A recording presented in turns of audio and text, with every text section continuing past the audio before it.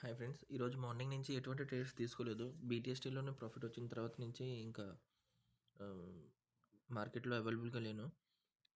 So in case ఇప్పుడు కానీ నేను ట్రేడ్ తీసుకోవాలనుకుంటే లైక్ రేపు బీటీఎస్టీకి ఆర్ఎల్స్ ఇప్పుడు ఏదైనా ట్రేడ్ సెటప్ ఉంటే ట్రేడ్ తీసుకోవడానికంటే పర్టికులర్ టైం ఫ్రేమ్లో మాట్లాడుకుందాం. 15 మినిట్స్ ఏదైతే ఇంటర్డేలో నేను చేస్తానో అయితే మనకి హైయర్ టైం ఫ్రేమ్ ఏదైతే ఉందో like 15 minutes, half an hour, 1 hour ఇవన్నీ బులిష్లోనే ఉన్నాయి ఇప్పుడు. ఓకే. అండ్ ప్రజెంట్ ఏదైతే ఇప్పుడు ఈ పుల్ బ్యాక్ వచ్చిందో అది ఒక ఇన్వాలిడ్ జస్ట్ ఒక ఇండ్యూస్మెంట్ నుంచి వచ్చింది. ఓకే. హైయర్ టైం ఫ్రేమ్లో ఇది మనకి కంప్లీట్గా 1 అవర్ది ఏదైతే ఉందో ఒక నిమిషం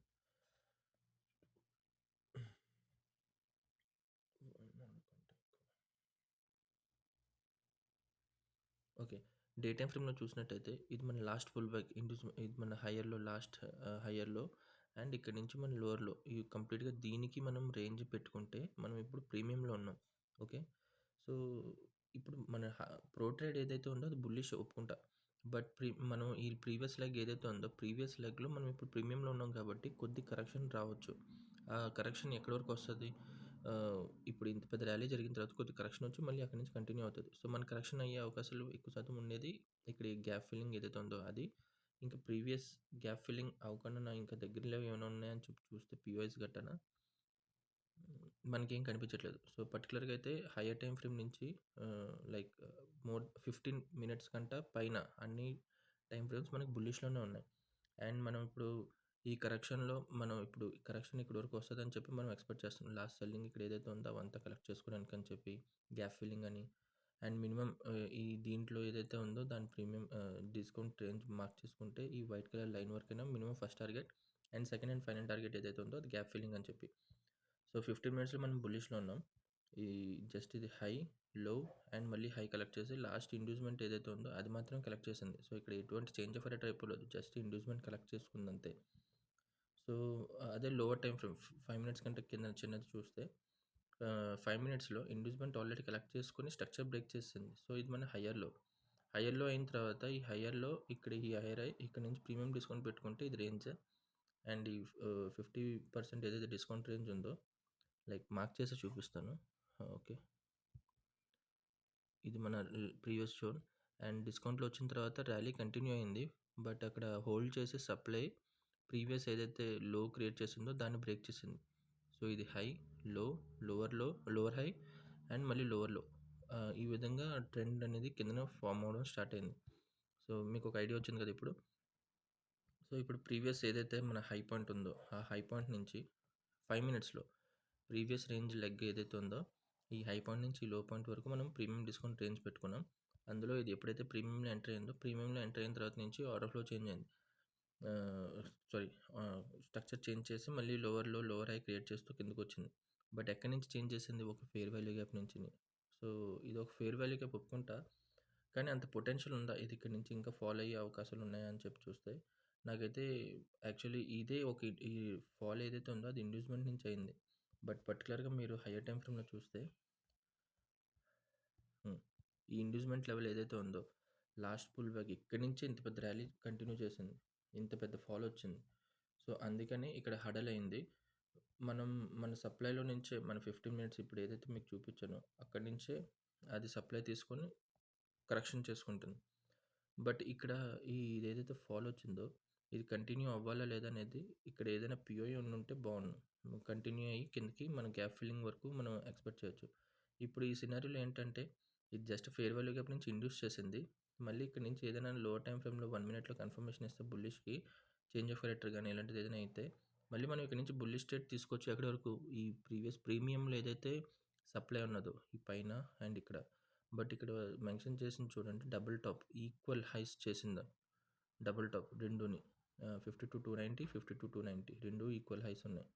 సో పైన అనేది లిక్విడిటీ చాలా ఉంటుంది. ఈ లిక్విడిటీని గ్రాప్ చేయడానికి ఖచ్చితంగా వెళ్తుంది. అండ్ ఇక్కడ కూడా ఈక్వల్ ట్రెండ్ లైన్ లిక్విడిటీస్ ఉన్నాయి, పైన డబుల్ టాప్ ఉంది. సో ఇవంతా బ్రేక్ చేసే అవకాశాలు ఎక్కువ కనిపిస్తున్నాయి నాకు. పైగా ప్రో ట్రేడ్ ఏముంది, హయ్యర్ టైం ఫ్రేమ్ ఏదైతే ఉందో అది బుల్లిష్లోనే ఉంది. సో ఏమైనా సెటప్ ఇది నా వ్యూ అయితే ప్రజెంట్ బుల్లిష్ సైడ్ వెళ్ళడానికి ఈ పర్టికులర్ జోన్ దగ్గర ఇక్కడ నుంచి పుల్ బ్యాక్ ఇచ్చి ఉంటే నేను తీసుకున్నాను. బట్ అది ఇప్పటికీ పైనే ఉంది. అంటే మన డిస్కౌంట్ రేంజ్ కూడా రాలేదు, ప్రీమియంలోనే ఉంది. ఈ పర్టికులర్ లెగ్లో చూస్తే. అండ్ ఇంకోటి పీఈ సైడ్ వెళ్దామంటే సెల్లింగ్ సైడ్కి ఇది కూడా ప్రీమియంలో ఉన్న ఫేర్ వాల్యూ గ్యాప్ నుంచి మాత్రమే ఇండ్యూస్ చేసింది. ఎటువంటి పిఓఐకి ట్యాప్ చేయలేదు. సో అందుకే ఎటువంటి కన్ఫర్మేషన్ తీసుకోవట్లేదు. ఏమైనా ఉంటే మీకు మెన్షన్ చేస్తాను. బట్ ఇప్పుడున్న సిచ్యువేషన్లో చూస్తే మన ఇప్పుడు ఈ హై బ్రేక్ చేసింది అనుకోండి, ఈ హై బ్రేక్ చేసినట్టయితే నేను బుల్లి సైడ్కి చూస్తాను. ఇక్కడ ఎగ్జాంపుల్ చూపిస్తాను, పాత్రలో డ్రాయింగ్ చేస్తే. ఓకే, ఈ విధంగా ఇప్పుడు అయింది.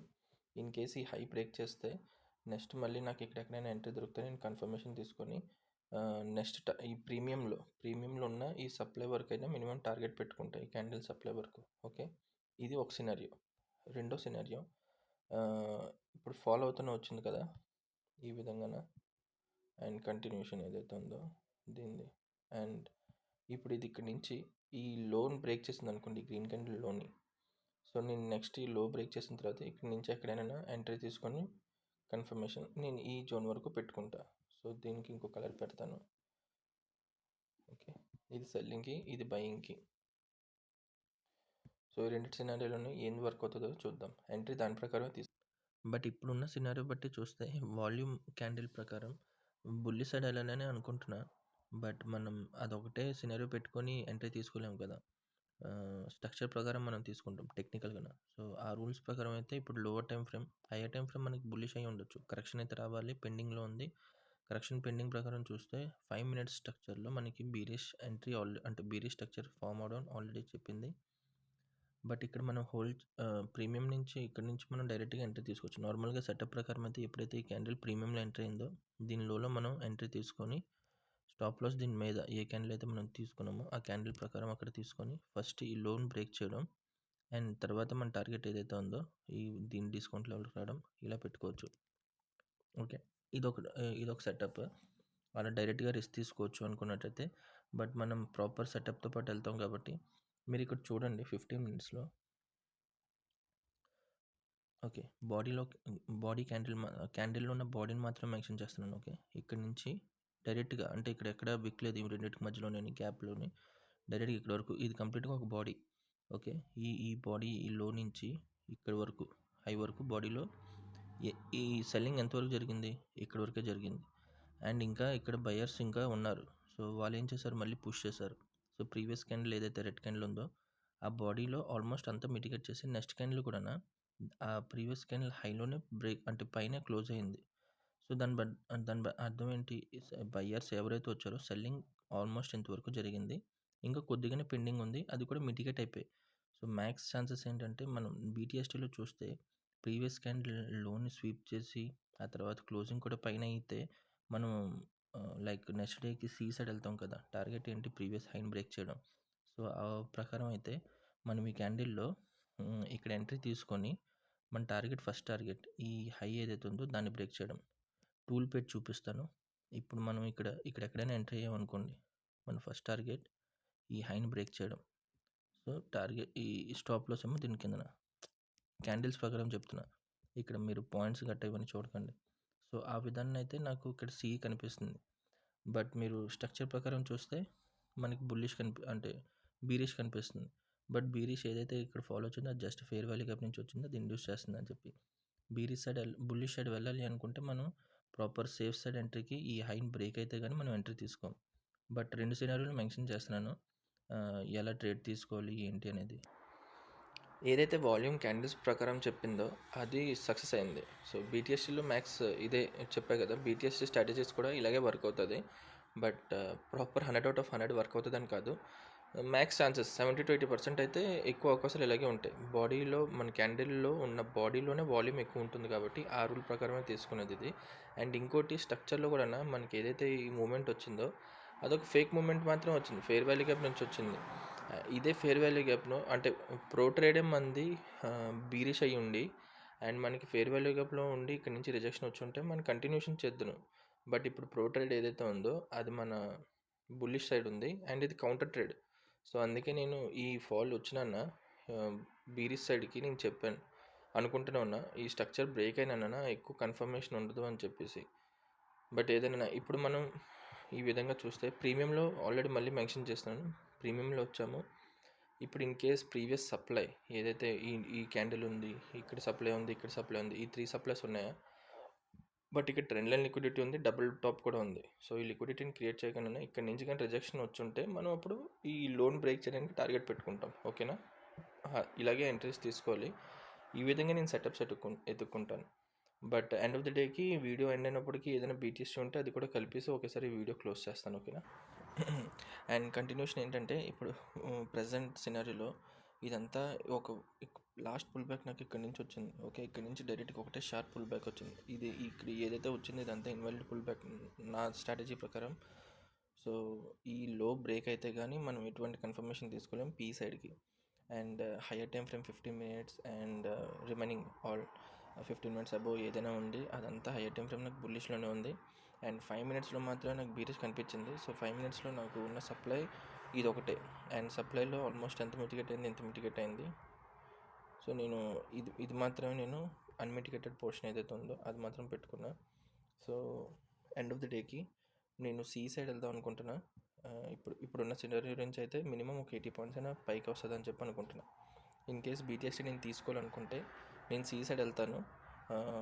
అండ్ 5 minutes మాత్రం నేను దృష్టిలో పెట్టుకొని ఇక్కడ పిఓఐ ఉంది కాబట్టి నేను జాగ్రత్త పడాలనుకుంటే మాత్రం ఒక 100 points కైనా నేను గ్రాప్ చేసుకోవడానికైనా నేను బీటీఎస్టీ తీసుకుంటాను. ఓకే, రేపు మ్యాక్స్ గ్యాప్ అప్ ఓపెన్ అయ్యే అవకాశాలు ఉన్నాయి, ఆర్ఎల్స్ ఫ్లాట్ పాజిటివ్ ఓపెన్ అవుతుంది అని చెప్పి అనుకుంటున్నా.